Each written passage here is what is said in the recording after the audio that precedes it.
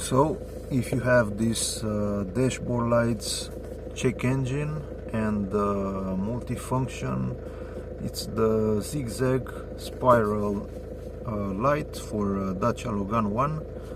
In most cases it means that there is an issue with the EGR system, and especially if the car runs completely fine, it has normal power, you don't feel anything different. In most cases the EGR is either completely blocked or is just it has dirt on it, so you can either clean it or replace it. You can try first to clean it and then replace it.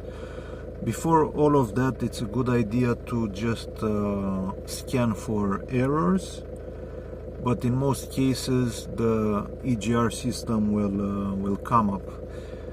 In my case, I already replaced it, but for some reason it still comes up even if I delete the error and then I just run for about 10 kilometers. The lights still go on.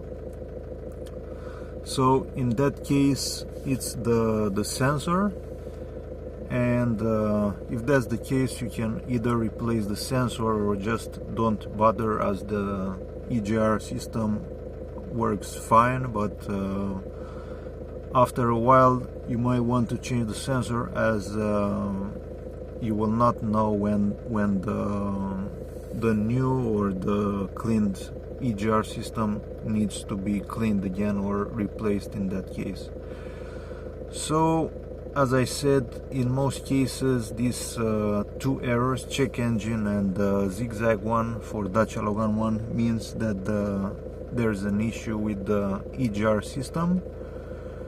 You might want to check that out, scan for errors and clean it or replace it.